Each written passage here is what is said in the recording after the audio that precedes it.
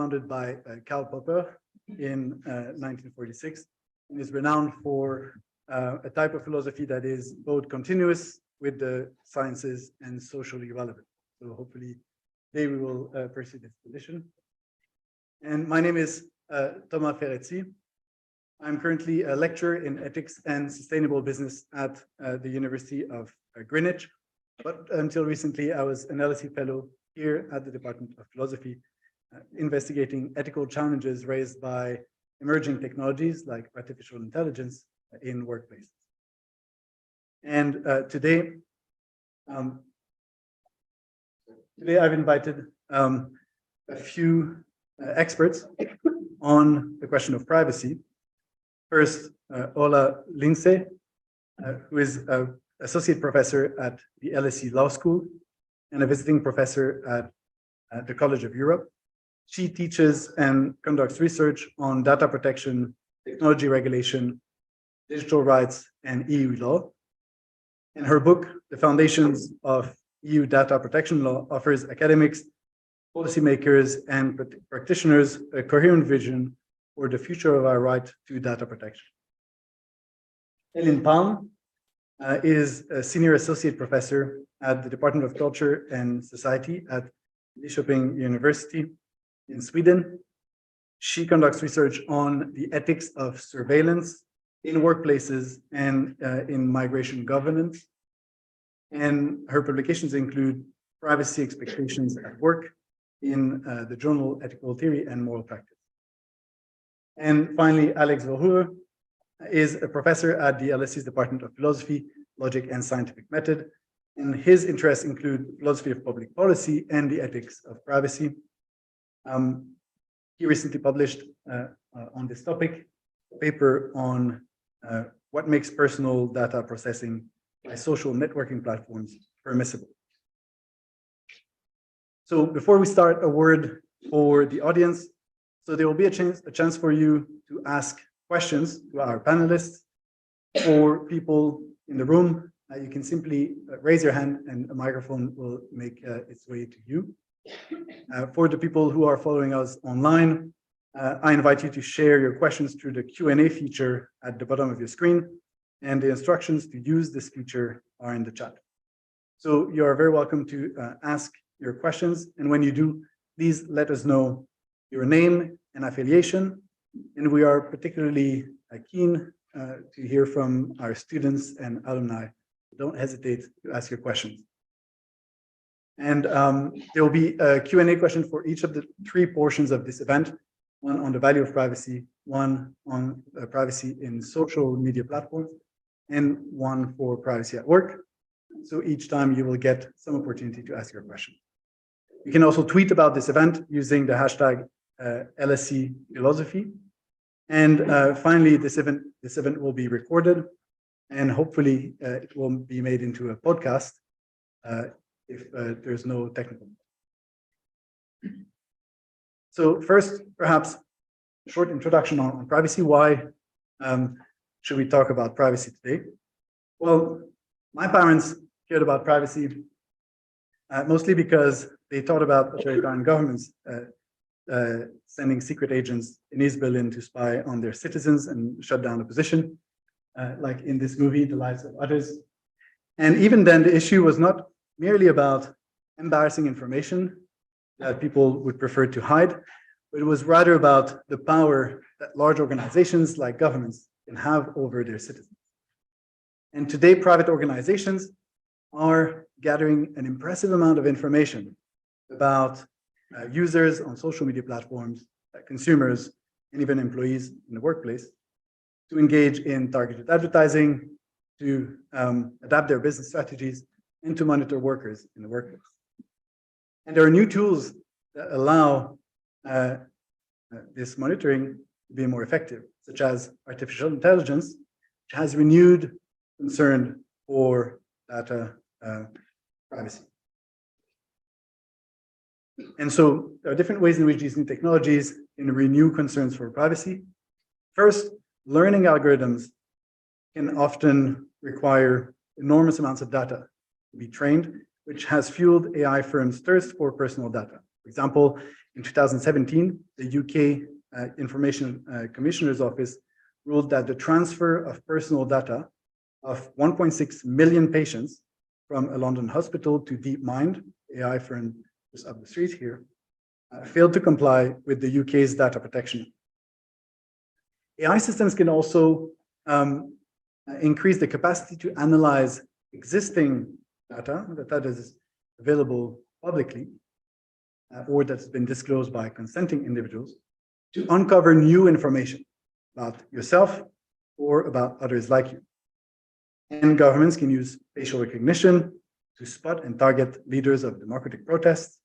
Political parties can team up with data analytics firms to engage in digital tracking, profiling, and targeting, can have an impact on electoral outcomes.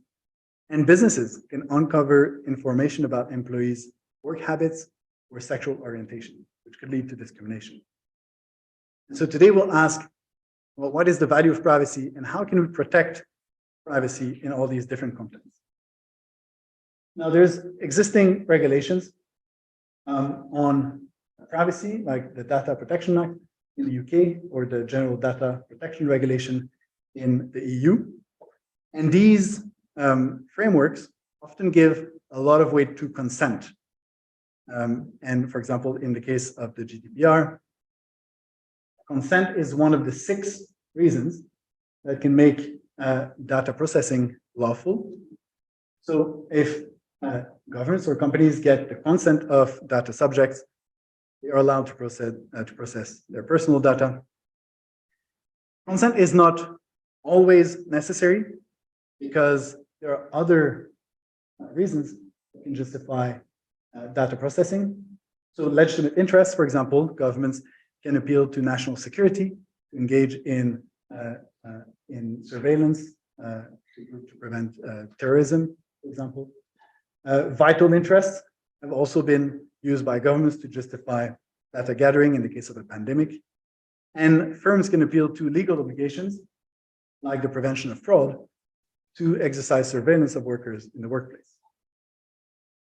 But even if firms have the consent of, or governments have the consent of data subjects, these regulations add additional constraints.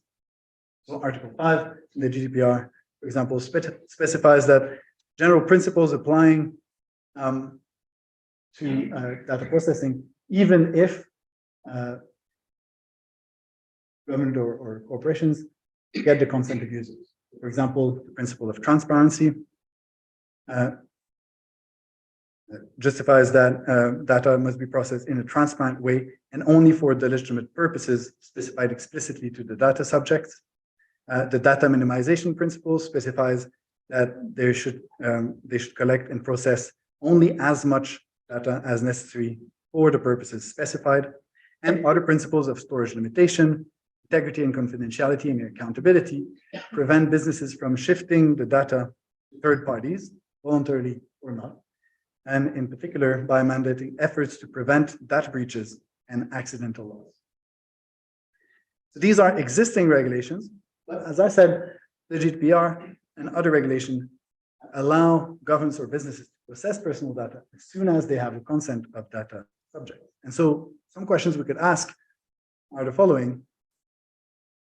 Are the current legislation sufficiently strong to protect privacy? Do they go far enough?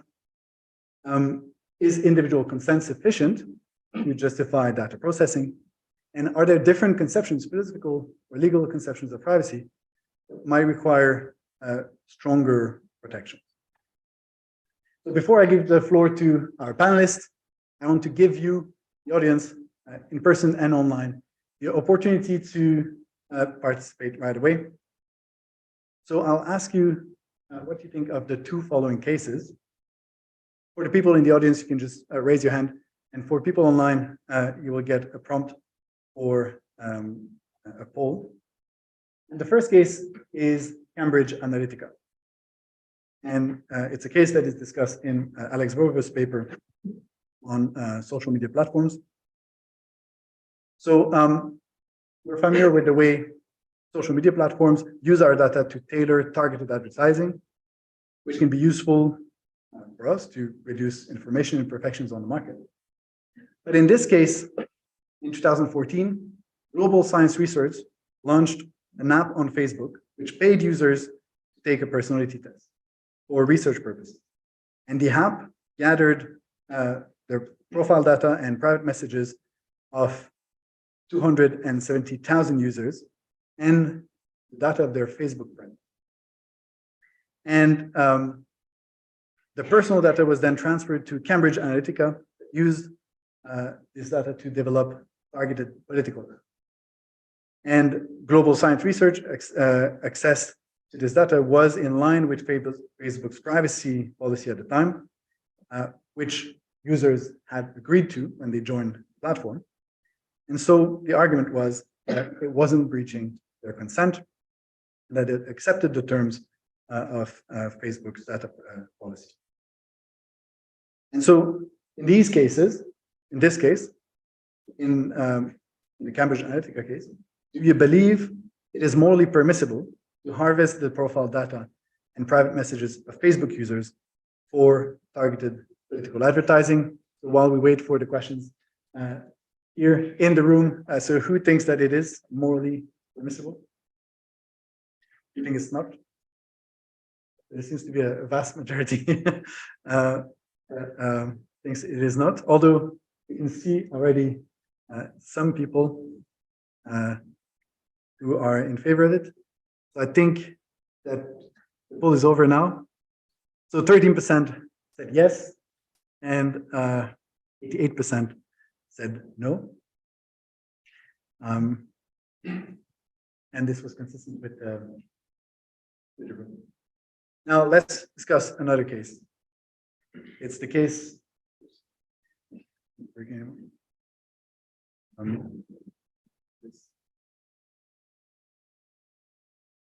It's the case of Humanize. It's a case of employee privacy in the workplace. So existing privacy regulations in the UK, for example, are relatively permissive and allow employers to protect legitimate interests and respect legal obligations such as fraud prevention by monitoring employees in a number of ways. So they can, for example, listen or record phone conversations, even sometimes without employee consent.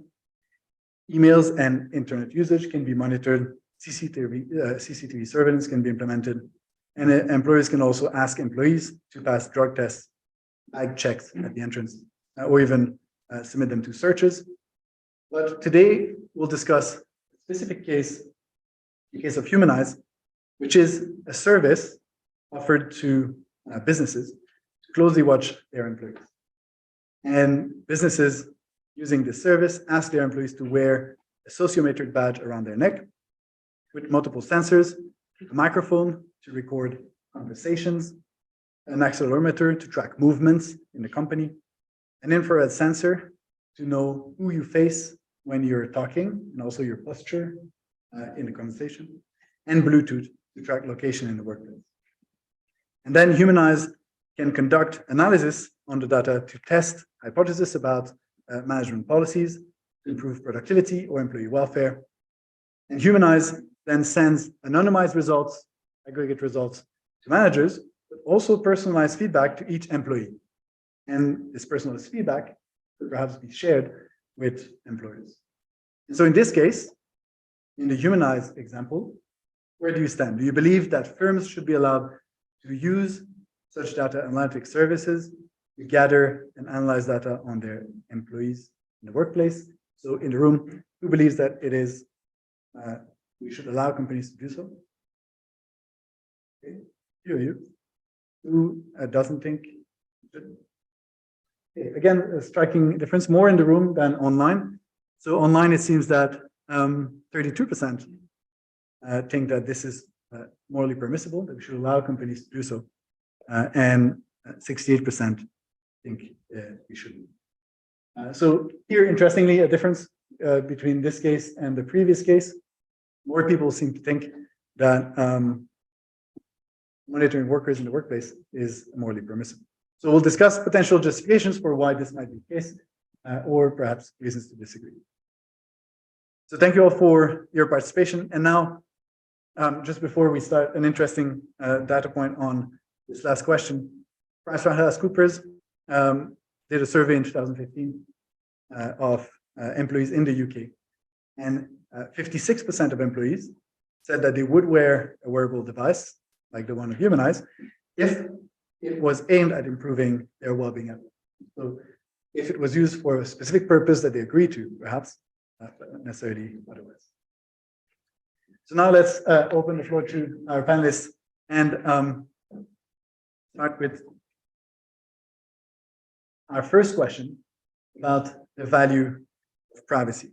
So I will just join them, but yeah, give me a second. I'll join them over there.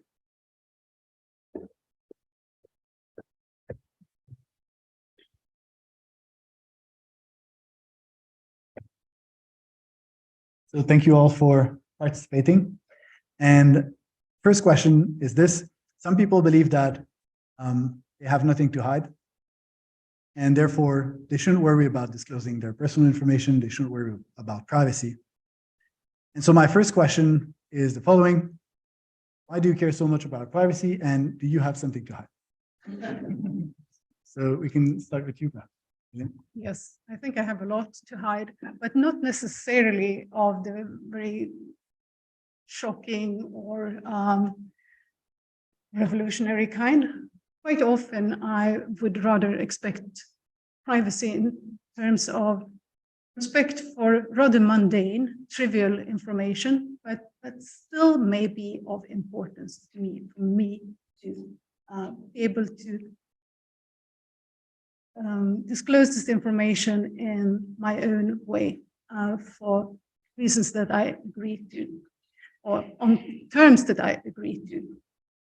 And why is this important for me to be able to control rather mundane, trivial, basic information? One reason is that information that may seem trivial per se may be perhaps privacy sensitive when combined. So I may consent to disclose information A, B, C separately and see all these information packages as acceptable to disclose, but I may still not consent to an aggregation of these types of information together. In combination, it may reveal an image of myself that I'm no longer in control of, and the way in which different types of information is run together and analyzed and interpreted may be beyond what I accept. So I think there are reasons also to be concerned with rather trivial information, not only shocking, scandalous information. Very good. And I know that in your research, you argue that privacy is a precondition to personal autonomy. Mm-hmm. And so can you elaborate a little bit on this? Why is privacy contributing to our autonomy? Yes, I would say that it's a precondition for personal autonomy. We need to be able to decide in matters that concern us, and we need to be able to, we need a certain scope for personal decision-making and for autonomous action. And I think that by protecting privacy, we can actually safeguard this much more fundamental value, personal autonomy. And you wonder what I mean by privacy. And privacy is a vexing concept, multifaceted concept, and also what is privacy sensitive is something that may change over time between cultures, also within the culture. People may have very different opinions of what is sensitive, and so it's very hard to say what is privacy sensitive, and this is something that is going to fluctuate over time. But still, I think there are general features. We can talk about different dimensions of privacy that tend to be of importance. Decisional privacy is one aspect. need to be able to form our opinion, to make up our mind about important decisions, and decisions that we make should be uninfluenced and non-tampered, and that is something that is of importance, I think, and intimately connected to autonomy. Also, I think there are certain aspects that are not so well protected, like bodily privacy, perhaps, and local privacy. Certain spheres around us where we may expect a certain amount of protection or distance from others, and informational privacy, and that's probably the type of privacy that is most well recognized and well protected. And taken together, by respecting individuals' chances of restricting others' access to them directly, immediately as physical persons, and more metaphorically, access to their personhood, I think we can safeguard something very essential, namely our conditions to form ideas of how we should live our life. So it's, when I'm speaking about privacy as a precondition for personal autonomy, I would say that what's important is that we get the ability, the chance to form our own life plans, that we do that on our own. If we're under surveillance, sociologists tell us that if we're under constant surveillance, we start to think of what those that are watching us want from us, and we adjust our behavior in accordance to what we believe that others expect of us. And this is when we know that we are under surveillance, and we have an idea of the reasons why we are under surveillance.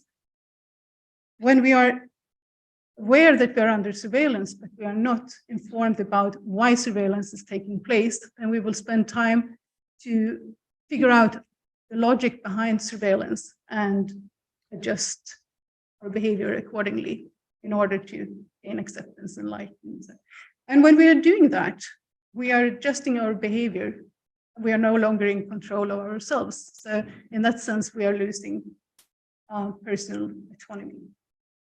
That's a very good point. And clearly, if I'm at home eating ice cream, I might take 2 scoops. But if I know everybody is watching me, I might just take 1 scoop. Alex, why do you value privacy? You naughty man.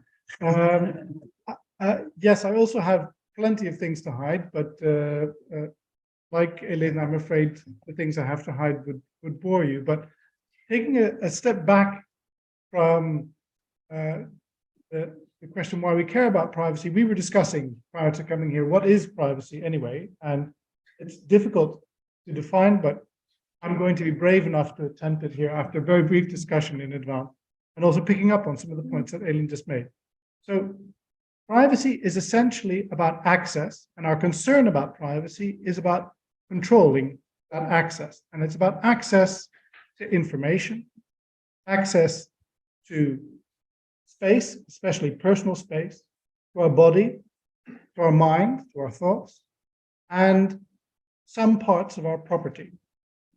And these things together, information, space, body, mind, property, can be seen to constitute a personal sphere where we have strong interests in controlling access to the elements of those sphere. And these interests are in fact diverse. So I completely agree with Elin that one major point is autonomy, because we want to have a space where we're free to develop our thoughts, our actions, our ideas, and simply do various things without thinking what other people might be thinking of us.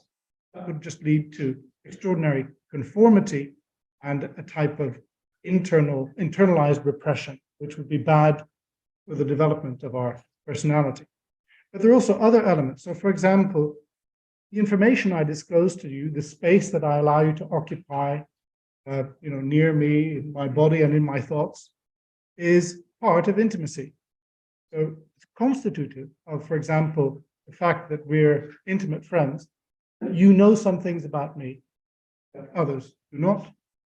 That you can touch me in ways that others cannot, and so on. And in fact, I would not be able, at least under the current norms of our society, to become intimate with you if it wasn't this type of exclusivity and within my control to disclose some things to you that I don't disclose to others. Intimacy is another thing. A third is control of self-presentation. There's lots of things that I don't want you to know about me and don't want you to be thinking about right now while you're listening to me talk about privacy. And it's important to me to be able to control what you know about me, what you have access to, precisely so that I can get my point across now, for example, or get hired for a job or seduce you. There's another element, which is avoiding market-based harm. So especially information can have value in the marketplace if you know how much that last ticket to a Anne Juliet musical is worth to me, right? You can charge me a lot more than if you are ignorant of the price that I'm willing to pay. Or to take a case from which was recently cited against Grindr by the Norwegian Consumer Council.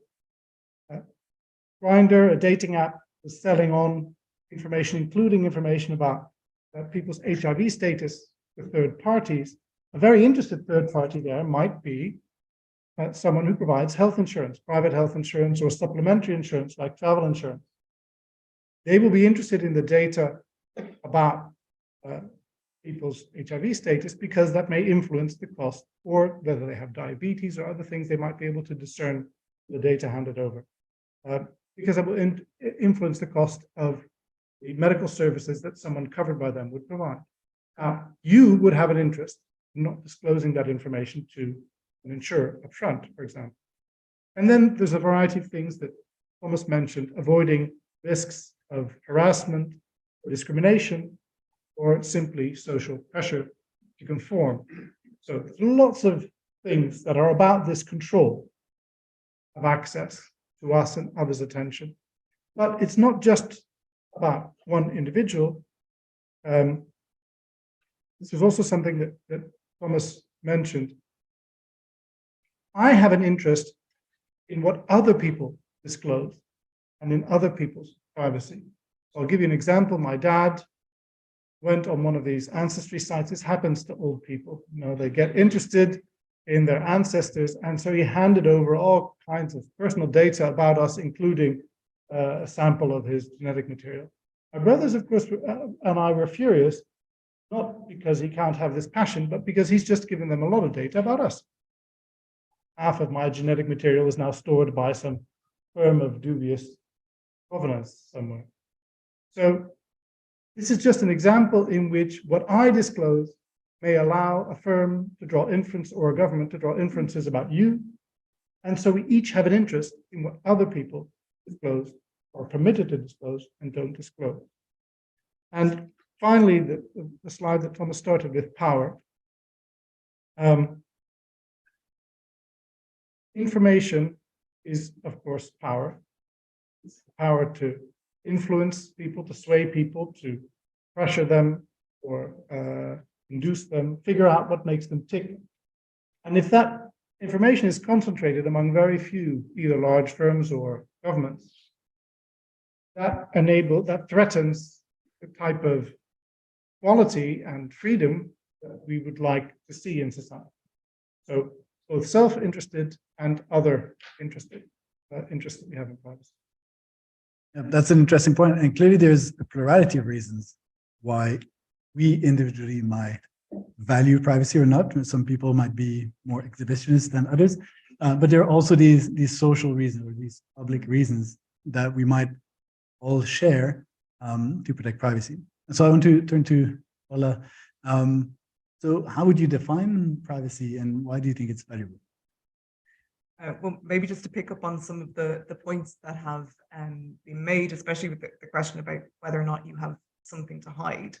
In some ways, if we took that as our starting point, which is obviously controversial starting point. You would say, well, we're all here closed, and therefore we have something to hide, or people have curtains, and therefore they have something to hide. And so I think by asking that question, you turn back to trying to find a definition of privacy. And I would tend to share something like one that Alex has mentioned around access to the person or to information. So in the privacy legal scholarship, for instance, you see definitions of privacy as something like the degree to which human information, if we're talking about information about people, is known or used in a particular context. And so then from that perspective, you start to see legal frameworks that govern something like personal data processing, for example, as frameworks that try to structure appropriate flows of information in a particular context. Then I think this begs the second question, which Alex has also already alluded to, which is, well, who gets to control what is the socially appropriate flow of information or the accessibility of information in a given context?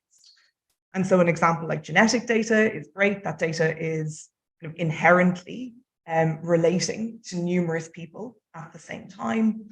But there's also the category of data that you mentioned when you mentioned the human eyes example, which a PhD student in the law department, Catherine Nolan, would call kind of developed plural data. So where a company, for instance, aggregates the data of lots of individuals, all of the employees in the workplace.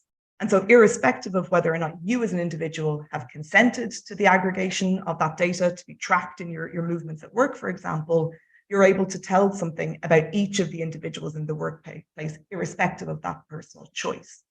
And so I think this raises the question of whether or not we protect autonomy by giving people autonomy over their choices, or whether or not we protect autonomy by making kind of more structural choices about the way in which information is used. And so you see this tension in a lot of data protection and privacy laws, where on the one hand, they try to give individuals control over their personal information. As I'm sure we'll talk about today in various contexts, that control can be quite flawed because of the environment in which access to information is sought. There might be these information and power asymmetries present. And so control might be kind of a flawed way in which to enhance autonomy. And so perhaps paradoxically, you need to go for something more paternalistic in order to preserve autonomy for individuals as a whole, or for society in particular contexts. And so there's definitely that tension there between autonomy and paternalism that you see across privacy frameworks. Yeah, that's very interesting, and we'll come back to this when we discuss social media. Now, I want to give the audience an opportunity to ask questions to our panelists. So try to focus your questions on this question of the value of privacy, whether you value privacy or questions that you have about them. So maybe we can start with the question in the audience. The lady.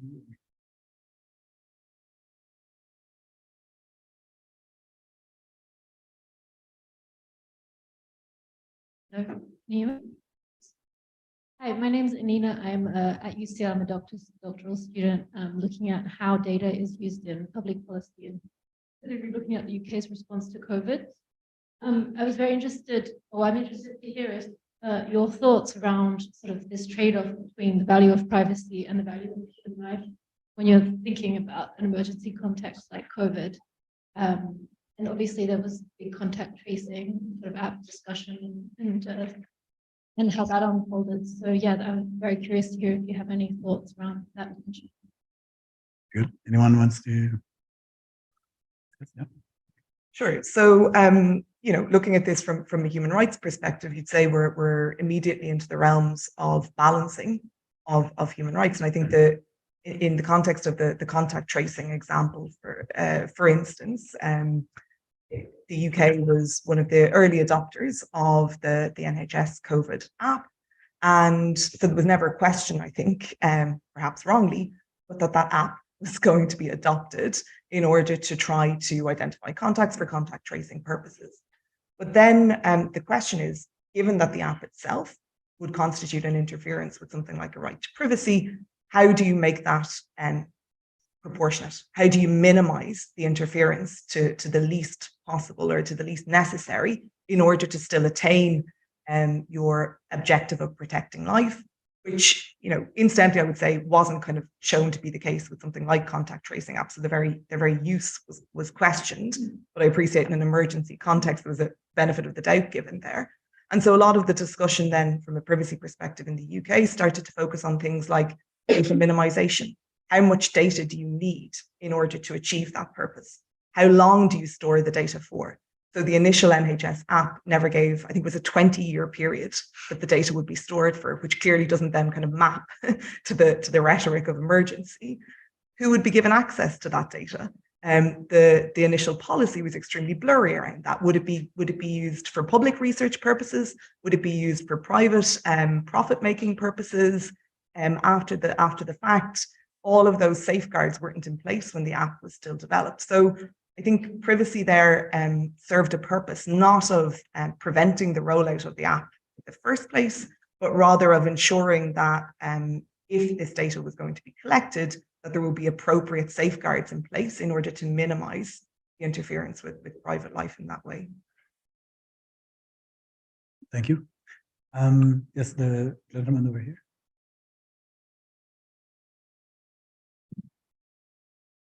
My name is Siddharth. I'm from the Department of Law. My question is to Professor Alex.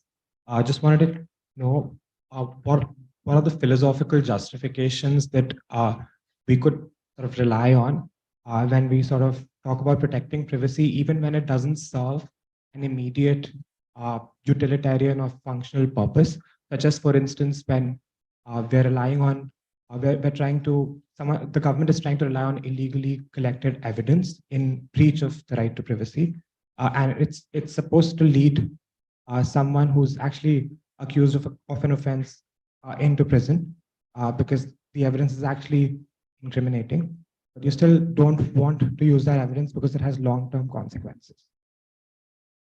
Good, very good. One aspect of what you mentioned is already, in a sense, about immediate consequences, like let's catch a person who's violated the law, as opposed to the long-term consequences of the shift in power between the citizenry and the state, or between individual users and a large monopoly firm, that happens when we weaken privacy protection. So in essence, that the effects, the social effects of general rules which permit, say, either the violation of privacy or the use of personal data under dubious conditions of consent and so on. It's very difficult to do a calculation about total social utility there, precisely because we're talking about potentially systematic changes and shifts in power. But you asked kind of more concretely, should one think about this, I guess, in a purely about privacy is instrumental to good consequences, or should we think about it as being partly constitutive of something independent of these good consequences? And I think definitely some of the things I mentioned and some of the things Elin mentioned, which is the idea that certain forms of privacy are essentially tied up with being an independent person who has control over your mind and body, the way that what other people know about you. I think that is so fundamental that yes, it can contribute to your well-being, but even independently of its contribution to your well-being, it's something that I think is so important to your personal sovereignty and autonomy that it has to be respected even in those instances in which it has bad consequences. Thank you, Alex. And we'll go now for an online question. If you can give the mic.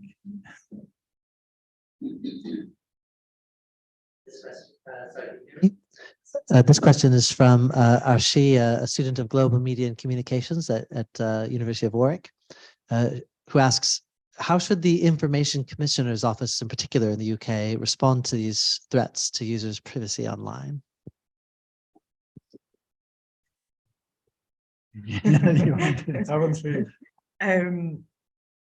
Well, so I'm not sure exactly. There are many ways to interpret that question.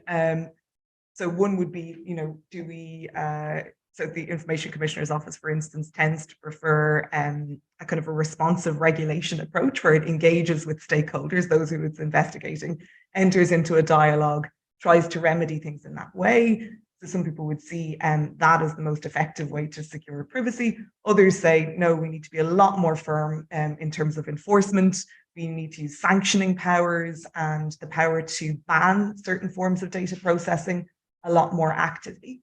And so I think this is a question not just facing the Information Commissioner's Office, although there are a lot of questions being asked about the enforcement record of the ICO to date. But this is a question that more generally goes to how you kind of effectively regulate in a very dynamic environment where the literature on regulation isn't necessarily decisive as to which is more effective, the carrot or the stick in those circumstances. Yep, thank you very much. And we'll give you, again, the opportunity to ask questions for our next topic, which will cover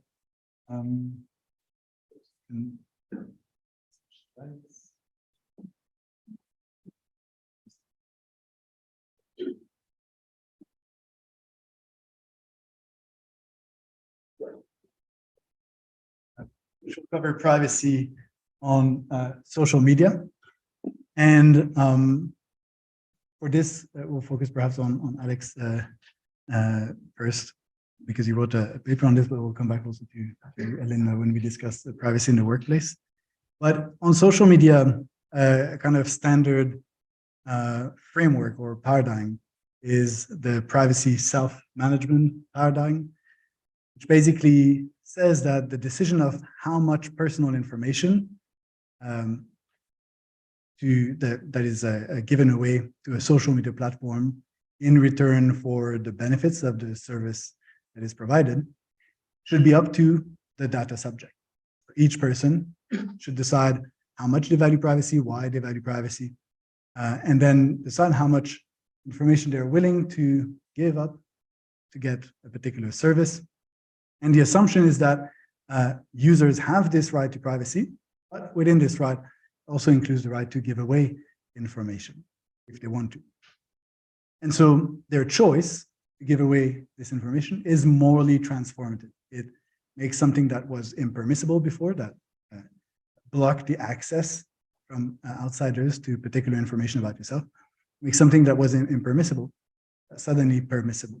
And so, Alex, you've written about this, and in particular in the context of social media platforms, what are the obstacles to valid consent that could undermine this privacy self-management paradigm? Good, thank you. So each of us is already engaged in giving this type of consent probably dozens of times a day. A number of you may have already moved on to YouTube in the course of this talk and have given consent to tracking you while you're watching cat videos or anything else during this session. So what would make that consent to track you and gather your data online and maintain, perhaps sell on, maintain in the database and sell on the data that is collected through your either disclosed by you or revealed by you in your online activity? A standard answer, at least in this privacy self-management paradigm, is your consent, but we all know that consent in and of itself is not enough. The consent has to be informed, you must know what you're engaged in, and on some must be free, so free from manipulation, and also must involve a degree of understanding. You must not merely have access to information about what you're doing, you must be able to arrive at a reasonable understanding of the upsides and the downsides, the pros and cons of what you're engaged in. And on each of these dimensions of informed consent, freedom from manipulation, really having access to the relevant information and being able to take in that information and appreciate its significance, I think we're in a very bad position. Firstly, the information in question, the terms and conditions that we're agreeing to, are extremely long and complex. Even if we have access to them, they're always on some link somewhere, I bet a show of hands in this audience on who actually accesses them, let alone reads them, would yield maybe one hand, and that would be the person writing the PhD on the topic, and nobody else. The second, lack of information, even if we spent the time on reading this, so even if we had this information in front of us and tried to take it in, developing an understanding of what it is that we're transmitting, and giving permission over to another party, and understanding the impact that this might have on our lives, is extremely difficult, partly because we're in a very dynamic environment. One bit of information, for example, early study revealed something, which is also true of me. If you really like on Facebook, if you had liked Desperate Housewives, especially the character of Bree, who was one of my favorite characters, trust but verify is my motto in relation to my students' essays. If I'd liked it, this would have made it possible for someone who's gathered lots of data on people's Facebook profiles to infer my sexual orientation. More likely than not that I'm gay, if I'm a man and I like Bree. Now, could I ever have imagined that this was a consequence of liking some part of Desperate Housewives on Facebook? No. In fact, Facebook didn't know it. It took a team of researchers from Cambridge to draw this inference using big data analytics.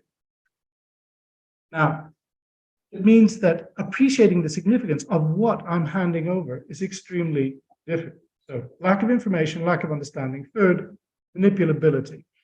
We're extremely manipulable online. We're subject to all kinds of biases, like, for example, default bias. Whoever changes the default settings? Very few people. A study I recently read, your bank is also tracking you and wants to know what your all kinds of things about your information and your spending habits. Fewer than 2% of people have ever changed their privacy settings in their online banking. I've never even accessed mine.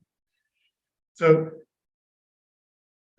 we're extremely susceptible to, say, defaults, to the way information is presented to us, to other aspects of framing, and we are not knowledgeable about our own psychology in this respect, but the counterparty is. Whoever is gathering this information in return for services has reams and reams of psychology graduates working hard to ensure that the way they present the choice architecture to us, the choices we can make, is maximally disclosure inducing. So none of the elements that normally are constitutive of valid consent, I think, are true of us in our online environment. And then the major question is, how should we deal with that in response? I think that sets up the problem. Orla, do you want to jump in on this question too? Yeah, so maybe just to again follow up on what Alex has just said about the limits and in many ways the impossibility of a model of privacy self-management. So the legal literature has also kind of been trying to highlight some of the flaws around the notion of consent. But again, there's a bind in the literature because you don't want to fully, because a lot of our privacy frameworks are generally applicable. So just as they apply to a big tech platform like Meta, they also apply to your interactions with your university or with your local doctor. And in those contexts, consent might be a more appropriate legal basis. And so I think a lot of the legal literature here has kind of pivoted to say that if you look at the business models of many social media companies, it is simply impossible in that situation to talk about consent as being legally valid consent. So they're kind of antithetical to privacy in that way. So just to take one example, if we look at the way in which the vast majority of online content is funded, that is through targeted or kind of surveillance-based advertising, which means that when you visit a web page, as an ad is loading, what is happening behind the scenes is that your user profile is being broadcast, so transmitted to hundreds of thousands of potential advertisers in a real-time bidding system. And so this broadcast of your data to hundreds and thousands of advertisers on an ongoing basis, every single time you load a website, shows that consent is not a meaningful concept in this context. And so, what type of data are we talking about here? Well, we're talking about very sensitive attributes. So things like sexual health, sexual preferences, issues on substance abuse, very political orientation, all kinds of sensitive classifications or assumptions that are made about individuals based on their browsing past, not simply on that website, but across most websites in the same advertising network. And so here, rather than looking at consent, a lot of the legal literature then says, well, we should be focusing more on the structural protections for privacy that you find in something like data protection laws. So at the very outset, Thomas had mentioned that in a law like data protection law, you have to have a legal basis, so something like consent. You also have to have compliance with these principles that I already mentioned. And so something like the real-time broadcast of your profile to hundreds and thousands of advertisers, you would say could never be compatible with data minimization. It also couldn't be compatible with data security, because if asked, well, what happens next with this data? The answer is simply nobody knows. And so in that circumstance, you also can't provide transparency because you don't know what's happening with the data. And so to focus on consent there is misplaced. We need to look at the kind of structural protections that don't place the onus on the individual to protect themselves, but then going back to the question asked previously, put the onus on regulators in order to try to effectively enforce laws in these issues. That's fascinating. And until now, we focused perhaps on consequences for individuals themselves in disclosing their data. But we've mentioned already, and Alex, I know you mentioned in your paper, potential externalities of releasing your own data and how it can affect other people, as well as perhaps social consequences of the lack of privacy. So can you expand a little bit on how social media platforms perhaps contribute to these problems? Yeah, for sure. And indeed, that's the other problem with this privacy self-management model. It's a bilateral model. It's you and some other counterparty to whom you're disclosing information and to whom you're giving the right to store, process, sell on, and so on, that information. And the idea is, it's yours, you can hand it over and let someone else do with it. And the only two people involved are you and this other agent. But of course, that's not the case. What's happening at the social level is that the information that I disclose permits inferences to be drawn about others, even if they never disclosed anything themselves. Moreover, because we're all disclosing, I'm not disclosing to you and then you to one other member of the audience and then back and forth and so on. No, it's asymmetric. Several very large agents, firms, among the largest and most valuable firms in the world, who are close to natural monopolies in their business, or governments, are the ones collecting lots of people's information, which generates at the collective level a large power imbalance.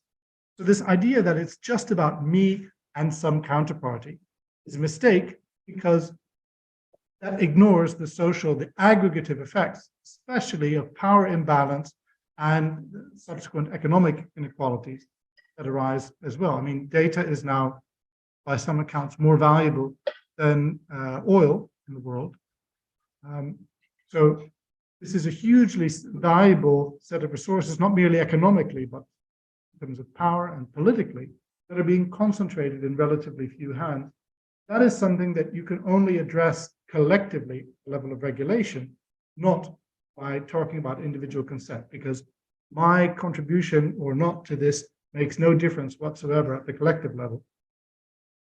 Yeah, and so maybe if we switch to potential solutions, how you envision potential solutions, both of you, Orla and Alex, if we have these biases that perhaps sometimes lead us to make unwise decisions about our information, and if we can create negative externalities for others, and if we are stuck in a collective action problem where we all release more information that we want to, our potential solution, that doesn't mean that we should be paternalistic and kind of impose privacy protections even against people as well.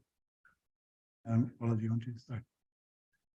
Yeah, so I think I've kind of already hinted at what I think is, within the existing legal framework, the one option or one avenue towards addressing this issue, and that is to rely more on the broader kind of foundational principles around fair. And so these principles, you find them at the core of most data privacy regimes, not simply in Europe, but elsewhere in the world. And originally they were called the fair information processing principles.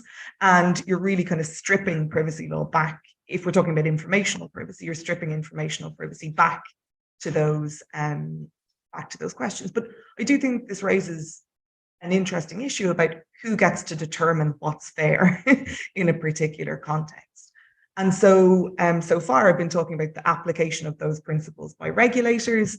Some people might say, well, that's not particularly democratic. That's a very technocratic way of envisaging what is a fair information flow in a given society. And so, I would take the kind of critique here that, by looking at human rights in that way, in this particular kind of institutional framework, you were kind of removing it in some ways from the realm of political debate. And so what you could do, for instance, under these privacy laws is to adopt other more specific, sector-specific laws, for instance, employment laws, that try to strike the right balance between competing rights and interests in data, because obviously there's also a societal interest in data processing in many contexts, as somebody asked in the context of COVID. But you might look at that on a more sector by sector basis. So we might say, well, the general principles are there in a kind of an overarching framework, but we need to look at this in a lot more detail in different contexts to see what's appropriate. Yeah. And Alex, in the specific case of social media platforms, I know that in your paper, you argue that perhaps we shouldn't have options posed to users that are tailored to different kind of profiles. If you are a typical person with typical preferences, or if you want to release more information, so that it's clear what people are consenting to when they join the platform. Can you elaborate on it? Yes, a bit. I mean, I'm a philosopher with an interest in social sciences and in regulation, but of course not a regulator. So I can't answer the question, what's the optimal regulatory regime? What I can attempt to do is to propose a shift in thinking. Instead of thinking about a search for some form of informed autonomous consent, which for all the reasons that we're already familiar with from our everyday lives, we're not realistically going to get in this environment, we can reframe the question that we're after and think instead of what behavioral scientists like to call optimal choice architecture, to say the design of the choices facing us, given our cognitive and informational limitations. So given the type of beings that we are, not some purely rational philosophical type who has hours and hours to spend figuring out the potential consequences of their choices and disclosure, but rather the type of harried beings that we are with all our problems, what ways of structuring our choices will typically be conducive to our interests? So you require in law not some form of consent necessarily. That might sometimes be what is most conducive to our interests, but instead that the choices that users face are such that they can be reliably predicted, given the limitations that they have, to serve their interests well on balance. And then we can outline what those interests would be. That would be to shift the burden of proof. Don't show that you're getting informed consent. Show that you created options that are generally to people's advantage. Then that's how you deal with the shortcomings towards the person. At the collective level, I think that's much more about high-level regulation. For example, what data can be used for, can it ever be used for targeted political advertising or not? It's about competition regulation. It's about many other things that help structure these markets in a way, if at all possible, that they're not as monopolistic. Thank you very much. So before we come back to Elin and the question of workplace privacy, I want to give again the opportunity for the audience to ask questions. I'll start again with a question in the audience.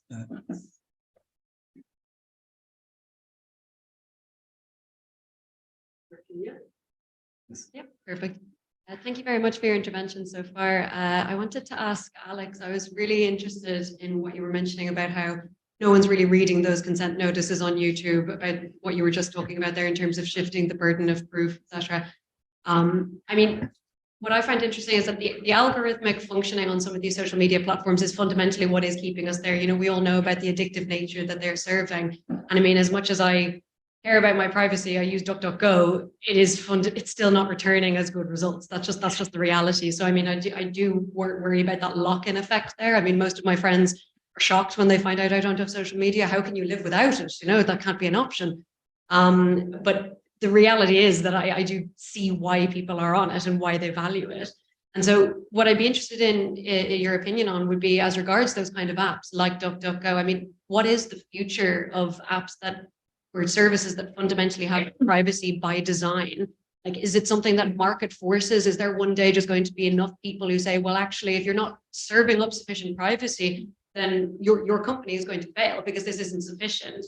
I mean, I see a lot of ads with, I don't mean to sound paranoid, but what I would interpret to be a significant degree of privacy washing. So I'm never really sure, no matter how many times I click that do not consent, I'm still getting, you know, served something that I was talking about with a friend. Yes, you know, it's really difficult to feel like it's even really making a difference. And so I'd be very interested in your view on that privacy, the future of privacy by design. And if I may, Orla, as a fellow Irish woman, we can't get away from the elephant in the room here when it comes to enforcement.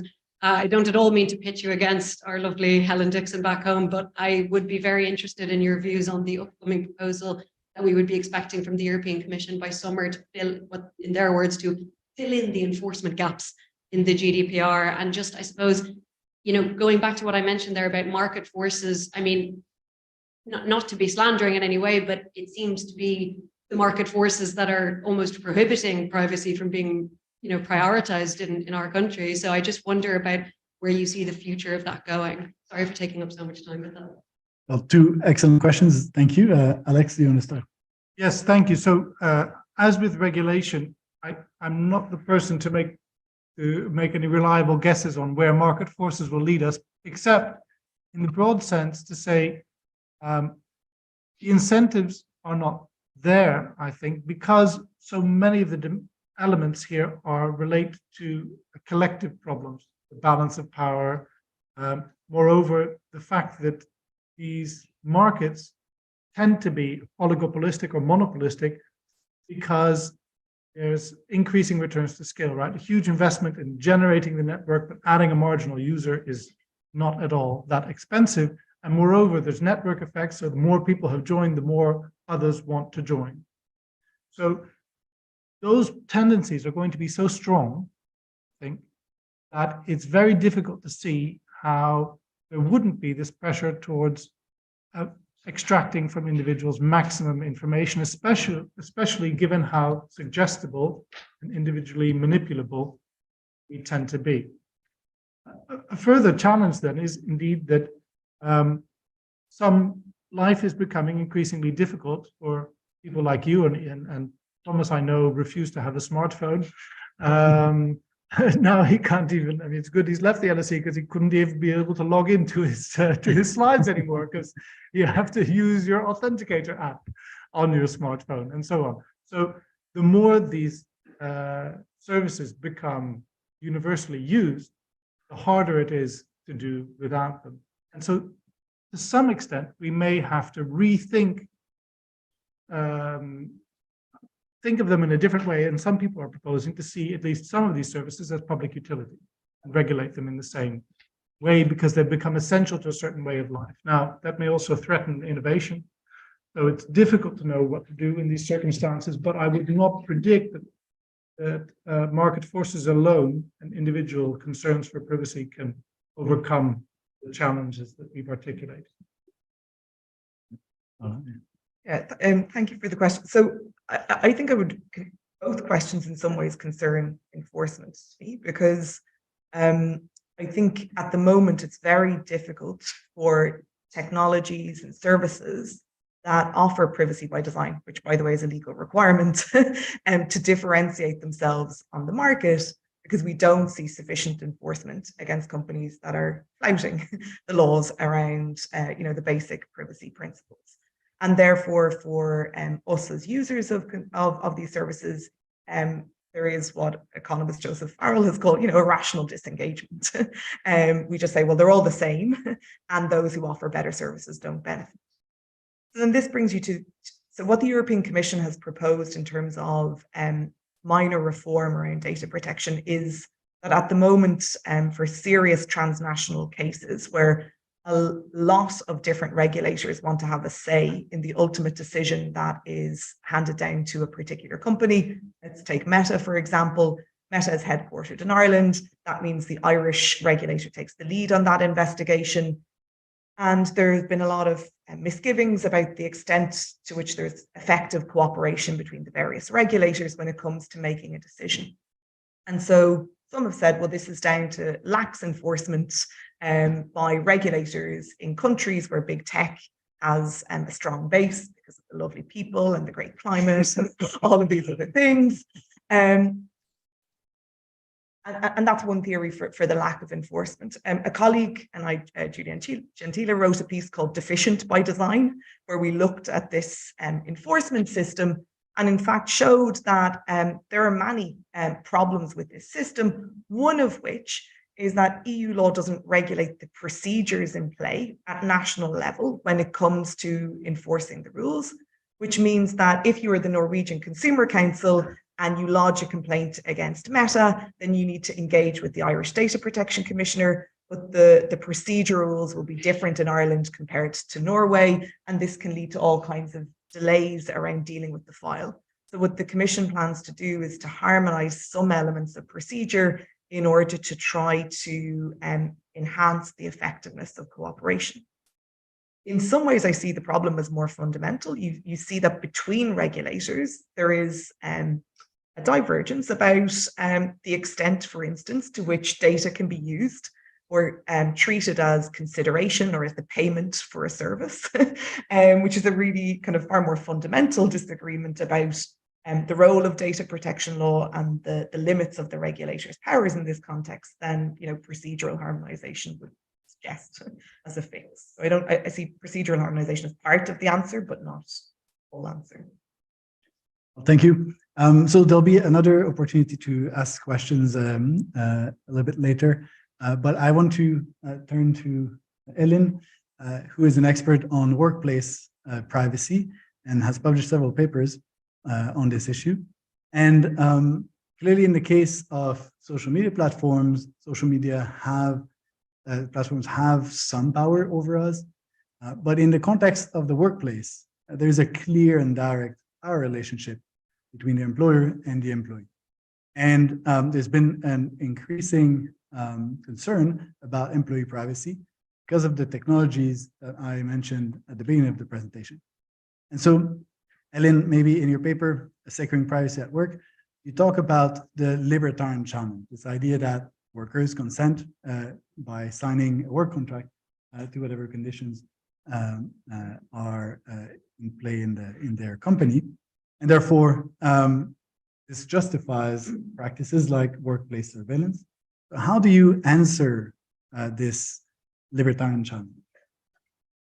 Yes, the libertarian would see it all fine that so many in this room would be willing to accept this quite encompassing workplace surveillance system. And as long as you're all informed, free from manipulation or coercion, direct coercion, well, that should be treated as an informed choice and no one else has reason to interfere. I would be a bit concerned about both the process leading up to that acceptance of these terms involving encompassing surveillance. I would also be concerned about the content of the contractual agreement reached. And what could I say to convince the libertarian that there might be reasons to question the acceptability of this assumed consent? Well, perhaps I will not change the mind of the libertarian, but there are certain aspects that I think are important to consider, and that's the relative freedom to consent or to accept these terms. I think we have reasons to be concerned with workplace surveillance for the reason that we spend quite a lot of time at work. So if we are under surveillance, that is going to affect us in a most substantial way. We also have limited chances of not being at work. Most of us will need to have some kind of remuneration in order to provide for ourselves and our families. So now we spoke about how we are somehow almost addicted to social media and have difficulties to leave that. But there was a time when we lived fairly well without, so we could do that again. But when it comes to work, well, there seems to be a stronger necessity there. We need to be somehow like, and therefore I find it important to reflect on terms, conditions of work and our chances of, in an informed manner, accepting these surveillance systems that may be part of certain employment contracts. Also, I've noticed that surveillance in the context of work is increasing.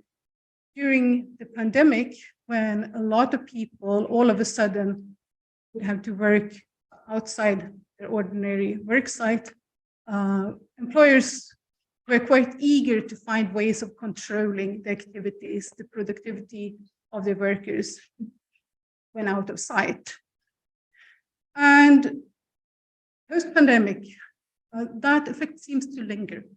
Many people, larger number than before pandemic, are working outside the fixed work site, and all sorts of systems, devices are used to control. And that may be open and transparent in some cases, but not necessarily always. So should we then accept, how should we go about assessing the acceptance to work under surveillance? One way is, of course, to say that, yeah, as long as people are informed, as long as no one has forced them, we should just accept that they have entered this kind of agreement. But there I'm hesitant, because I would say that this pressure to work and certain asymmetry in between employer and employees or potential employees will have a direct impact on the job applicant or the employee's chances of securing their privacy interests. What we should be careful about is to conflate an acceptance to work under surveillance with consent. Those are not necessarily the same things. We may accept these terms and conditions for the reason that we really need remunerated work. We need to provide for our families. And we may be ever so informed about these conditions, but still that may not be an expression of our interest in privacy or what we find acceptable terms and conditions. We may have much higher interest in a much higher privacy protection than what we actually managed to secure in employment negotiations. But the libertarian would then simply accept that whatever you have agreed to, that would also be morally acceptable. To follow up on this, so clearly, I think the example of remote work during the pandemic is excellent, because this is a case where workplace surveillance actually invades your home. Yes. And so the kind of private sphere of your home, the public or public sphere of the workplace is a bit blurred. But what would you answer to a libertarian that says, well, you can have autonomy and privacy in your home, but then when you are in the workplace, you relinquish this right for privacy or autonomy. So why do you believe that it remains important to stay autonomous even when we are? Yes, we do. It's a good question because we do give up a lot of discretionary power when seeking remunerated work, when entering an employment contract. So why should I ask for privacy protection and to remain autonomous in the sense that I can choose what information to disclose and claim a certain sphere within which others should not trespass, or where I should at least be able to moderate others' access. I think there are several answers to that. One answer could be that it can even be counterproductive not to grant individuals privacy protection at work.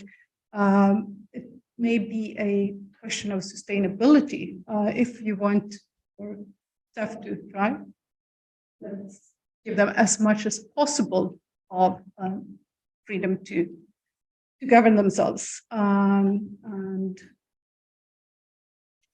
that could be one answer, that it can actually be counterproductive to enforce encompassing surveillance. Several studies indicate that this is the case if you are under surveillance and if you don't see the reason for that surveillance taking place. So if you don't agree to the logic, so to say, you start to try to outsmart the system, evade the system, and that takes a lot of energy, and in the end, perhaps productivity aims that support are not at all fulfilled. So that could be one reason. Yeah, that's a very good point. And clearly, we've been focusing on the moral reasons to be concerned about privacy at work, but we could simply ask whether these methods work, whether they really improve productivity, or instead if they make workers, more aware of their of their behavior, or shuts down their creativity. Yeah, and also I think an answer is that we should, as far as possible, grant people the opportunity to be self-governing at work. Certainly, an employer may have obligations towards third parties, obligations towards the workers to secure their health and safety, and that may motivate surveillance. So it's not that surveillance is ruled out. There may be very good reasons for implementing surveillance, but what I want to argue is, once again, the burden of proof here should be on the ones implementing surveillance systems to demonstrate that there is a good reasons for that, there is a necessity, there is a need for these surveillance systems, that they are effective, or at least what we can assess them and assume them to be effective in order to promote the desired aims, and that they are proportional.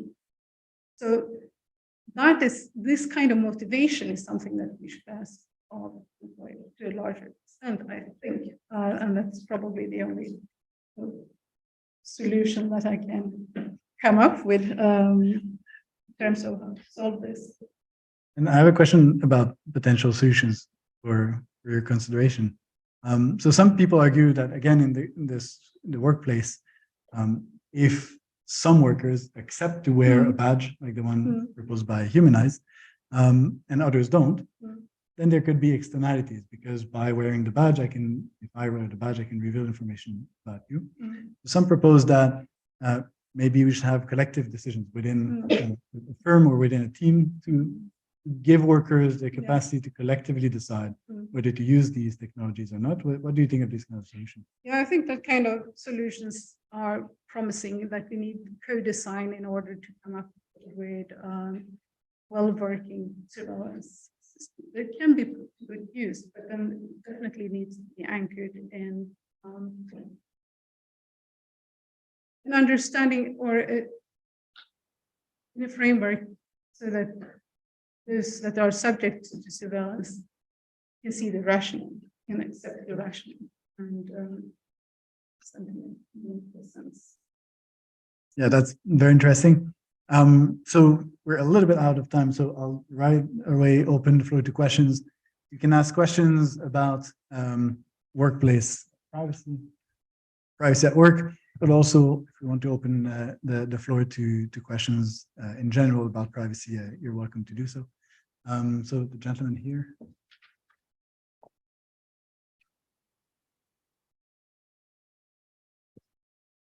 Hi, can you hear me? Yes. Good. Okay. My name is Daniel, current master's student here at LSE studying information systems. So we talked about like the individual and informed consent, and then the other end of the spectrum, like legislation and like government protections. My question's about the space between.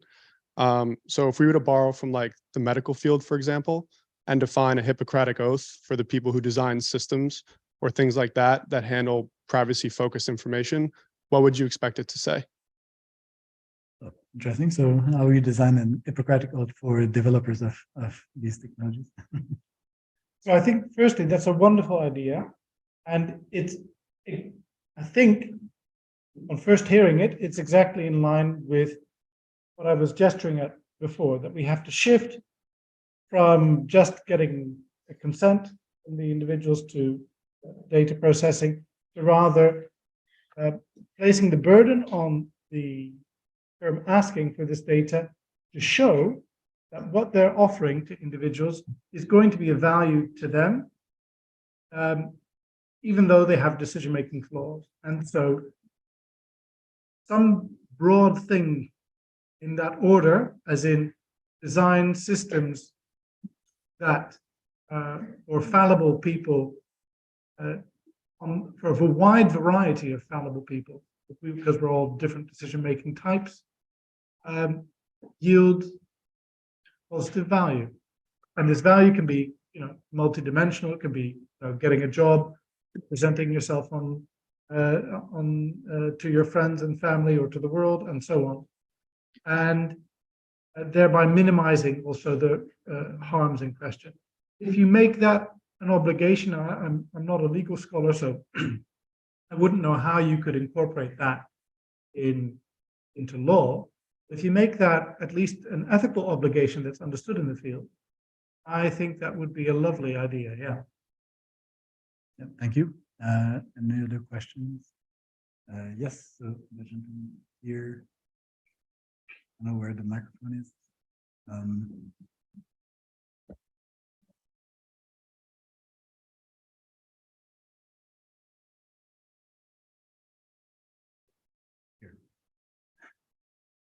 Hi, I'm Cabby. I'm a master's student in health policy at LSE. So I have a fairly specific question about an interesting situation that is actually starting with the NHS soon. And essentially, the NHS in a specific locality, I'm not sure where, is planning on rolling out a scheme where they would do genetic testing on babies at birth across this entire region of the country. I'm not sure when they're planning on rolling it out, but it's in the near future. Essentially, what is one of the things that's holding this program back right now is decisions on how to disperse that information, not just to the parents of the children, but to the doctors involved, what diseases to do that for, what diseases even to test for, that kind of thing. I personally believe this is one of the next frontiers in medicine, and kind of how you approach that from a privacy perspective, I'm quite interested in, especially on the topic of like how paternalistic you want to get with doctors actually heavily prefer them making that choice where they would have oversight on which diseases to conduct the testing for, that kind of thing. But then there's a strong argument to be made that all information should be given to parents, and they should be able to decide how to disperse that information to the children. Or I was just curious to see what you guys thought about that situation. One of you wants to jump in? In the context of work, there must be a strong case why genetic information would be needed, since it clearly can reveal information about individuals who have not had the chance to consent. So there must be, I would just say that there must be a clear sense why that type of information is necessary, and in what way is the employer in need of that information. So I just meant more like in general, not necessarily in the context. Because obviously you can use that information to treat a genetic condition in a different way. So I'm unfamiliar with the scheme, and there are kind of particular conditions that apply to the processing of data in the medical context. But my instinct reaction to that would be that that type of data processing is extremely unlikely without consent, unless you can show that there's a very specific public interest, a public health interest in it. So I'd be curious to know which region has been chosen, why, what, and then all of those safeguards that I mentioned earlier. This also poses issues because we're talking about children's consent, and so in that context, the parents have the capacity to consent on behalf of the child, but obviously that's a decision that will impact the child into the future. So that raises, I think, very particular ethical issues as well as legal issues. But again, I would want to know more about the contracts that are in place there. So what specifically is this very kind of speculative testing? And if so, I see that as difficult to reconcile with the principle like purpose limitation. But this, I think, is which is the idea that if you collect and process data for one purpose, you shouldn't use it for another incompatible purpose. And the problem there, in some ways, and this is reflected across data analytics as a whole, is that if you express the purpose extremely broadly, so we're going to process this data in order to enhance medical knowledge, then you could say, well, whatever we do with the data is going to be compatible with that purpose. But the purposes should be explicit and clear. And so particularly in that very kind of sensitive context, I think you'd want to be sure that there are very rigorous safeguards in place about the use of the data. I'll look into it. I haven't heard of it. Yeah, thank you for the question. Is there a question online? There is, sure. There's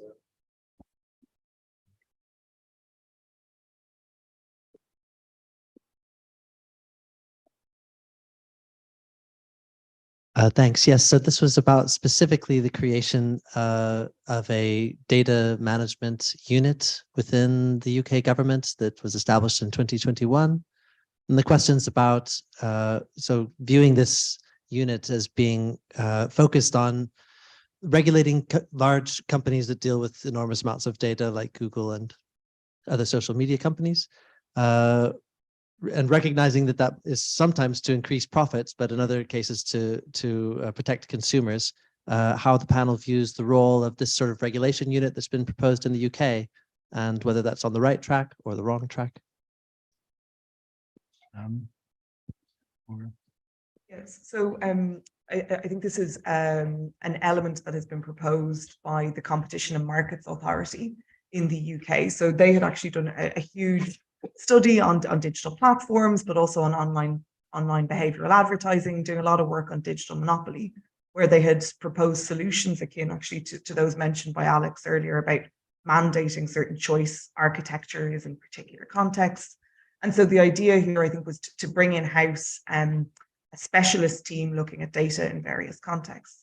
So in many ways, that makes sense. I think in some ways, the more interesting institutional development in the UK, which is quite unique to the UK for the moment, there's some parallels in Australia, is that we start to see that in order to kind of tackle the very multifaceted challenges that arise from digital data processing, you have the Competition and Markets Authority, the Information Commissioner's Office, the Privacy Regulator, and Ofcom, the Communications Regulator, working together in what they call the Digital Regulators Cooperation Forum, where they're starting to look at common issues. So for instance, the use of algorithmic recommendation systems or algorithmic management in the workplace, those types of issues they would start to try to look at them holistically to make sure that the different bodies of law and regulation don't actually conflict in what they're recommending or how the way in which the law is being applied. Thank you very much. So before we thank our panelists, I want to mention that if you want to learn more about this topic, there are a few things you can follow from the LSE. First, you can follow LSE research on this online research magazine, Research for the World. This is an important source of information if you want to know about LSE research. You can also learn more with our LSE online masterclass on the ethics of AI, which covers different topics in ethics of AI, including privacy and algorithmic management. And finally, you can also learn about cyber law with Orla in the summer school, the LSE summer school. So the links are over here. So thank you very much for your participation, and please join me in thanking our panelists.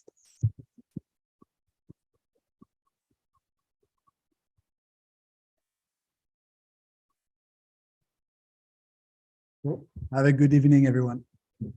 Thank you.